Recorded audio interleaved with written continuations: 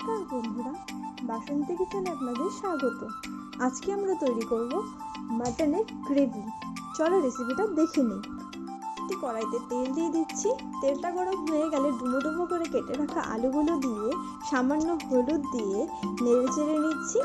আলুগুলোকে আমরা ভালো করে লাল লাল করে ভেজে নেব। আলুগুলো ভাজা হয়ে গেছে, এখন এগুলোকে নামিয়ে নিচ্ছি। ওই তেলে সামান্য জিরে দিয়ে কুচনো পেঁয়াজ দিয়ে নেড়ে চেড়ে নিচ্ছি। পেঁয়াজগুলো ভাজা ভাজা হয়ে গেলে মাটনটা দিয়ে নেড়ে চেড়ে নিচ্ছি।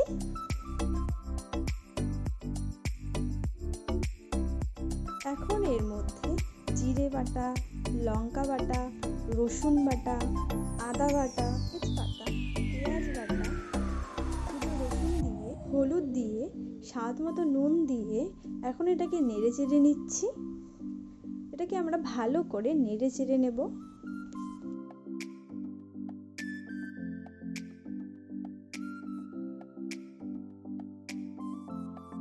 এখন এর মধ্যে লেবুর রস দিয়ে দিচ্ছি, আবার এটাকে নেড়ে চেড়ে নেব।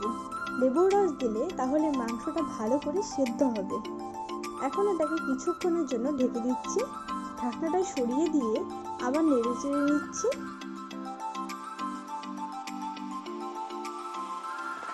এখন ভেজে রাখা আলুগুলো দিয়ে আবার নেড়ে চেড়ে নিচ্ছি। এখন এটাকে আমরা ভালো করে কষিয়ে নেব।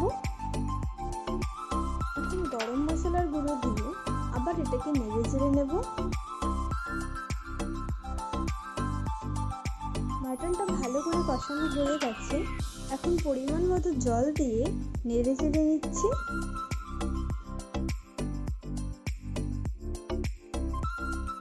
হয়ে গেছে, এখন নামিয়ে নিচ্ছি। মাটনের গ্রেভি তৈরি।